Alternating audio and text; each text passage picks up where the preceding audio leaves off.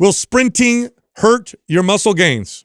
Not necessarily. Watch this. Our next caller is Daniel from Australia. Daniel, what's happening? Hello, you guys. Thanks so much for taking my call.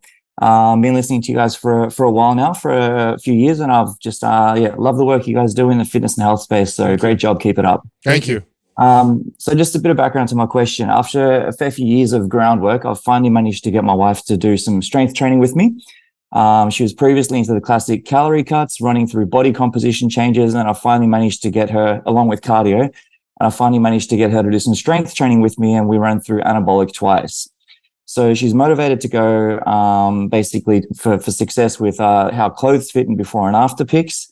Whereas me, I'm more of a numbers guy and I want to see the bar increase. So my goal for her is to get her as strong as possible and just trust the process that the physical goals and body recomposition is going to come with the result of the work that she's put in. So my question is that we still want to do a little bit of cardio. So potentially on trigger days and on days that we can't lift. And I know what you guys think about cardio, but for us, it's more the reason why I'd like to do the cardio is to do just bit of cardiovascular health. I'm a physical education teacher in high school. I don't want to get gassed when I'm playing basketball with kids at school and scrimmage and stuff like that. So my question is, what about anaerobic activities? Can doing some high intensity cardio assist in fat burning, but preserving muscle? So basically short interval sprints, 85% to 100% of your max heart rate, your work to rest ratio intervals of, 1 to 5 sort of a thing, and getting those intervals going. So we're currently doing MAPS Performance with the goal of pulling on some muscle, but I'm just interested in the cardio and especially the anaerobic activity cardio, and want to know what you guys would think. Great question. Don't ever do cardio with the goal of fat loss. But if the goal is health or longevity or stamina or endurance, excellent. Cardio is amazing. If you're looking for athletic performance type stamina, then high intensity interval style cardio is probably best, right? So sprints or interval type training. Yeah. If you're looking for longevity, just movement, then low intensity type cardio is fine for that kind of stuff. Walking, hiking, even long distance running, if it's appropriate for you, is totally fine. As far as fat burning is concerned, don't do cardio for fat burning. Now, which one of those is the most muscle preserving? Well, it's going to be the one that's most like strength training, which is going to be the high intensity style. One thing I'll tell you though, Daniel, to keep in mind though, is high intensity interval training style cardio, like sprinting, it can start to dip into your body's ability to recover because it's intense. So just pay attention to that, right? Is it starting to add too much stress to your body? Do you have to compensate by reducing volume and other parts of your training type of deal? That would be the only thing I would say. The other thing I would add to that is stay fed before and after. So like whenever I was trying to, I played basketball while I was also trying to change my body and my physique. And so, because I loved playing the sport, right? Although I knew that all that basketball playing was not serving my bodybuilding goals, right? I knew it wasn't helping that, but I loved playing basketball and I didn't want to not be able to play a pickup game on Saturdays because I was so out of shape. So I played. So for me, before and after I played, I would drink like a liquid within 30 minutes of me playing. I would drink 300-400 calories liquid that I'd get into my system. And then as soon as I was done, I would make sure I fed the body. That way I wasn't in this like depleted state while also pushing really hard in cardio. So that'll help. Okay. That's better. So it's not gonna hurt the muscle goals. Or I know there's also like fartlek training. If you go for the it's like a continuous run, but where you're doing the high intervals during a continuous run. Is that something you don't want to hurt the gains, but I also want to get that cardiovascular. The way that it could hurt the gains is if it compromises your body's ability to recover and adapt. Okay. Now I want to say this too, just also overarching. If it takes you out of a caloric maintenance or surplus. So like here I want to say this, okay, overarching. If adding cardio improves somebody's health, it could very well improve their ability to build muscle. And I want to say that for the people watching who like to comment and say a bunch of stupid stuff. So now that being said, you're already obviously healthy. You're already obviously working out. You're doing great.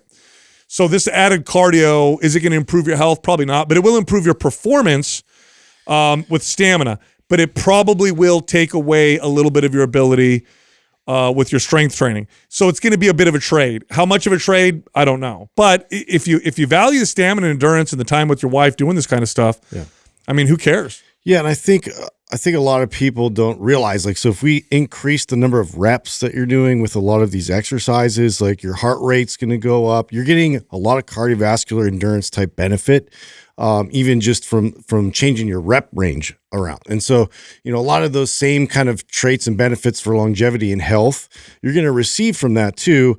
You're doing performance, which is addressing a lot of movement specific, reinforcing your joints and making sure like you're able-bodied and athletic.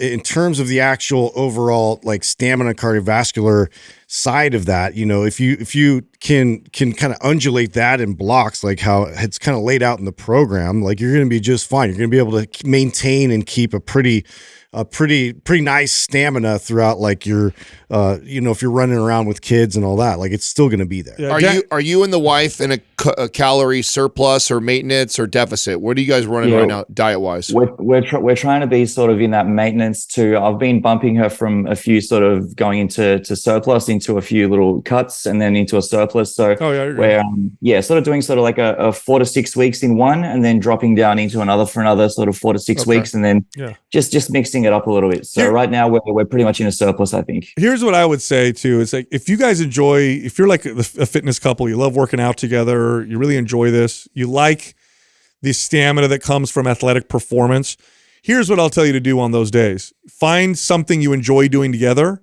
whether it be a sport or, hey, let's go run on the beach, or let's do this like really challenging hike.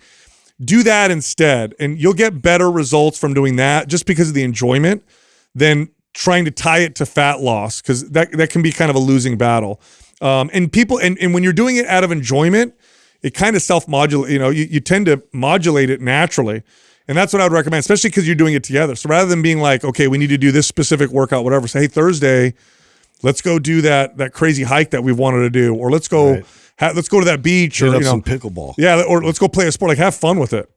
Yep. The real challenge or juggle here is, and it has everything to do with like how much of that attribute you want, right? Like Sal was kind of alluding to this, where it's like, if you want to be really good at playing the sport and having stamina, then it's going to take a little bit away from our building muscle. It's just a fact. Like, will it completely stop it? No, not necessarily, but it could if you're doing a ton with the weight training and you're doing a ton with that. And so one of them needs to scale back a little bit, and you just need to decide. So if you end up finding yourself where you're like, man, you're really in, and this is how I'd have to juggle like basketball. Like there'd be times where I'm playing once a week or once every other week. And so I just need to maintain enough stamina to where I don't get my ass kicked when I get on the court. Then there was other times where I was playing 3 times a week.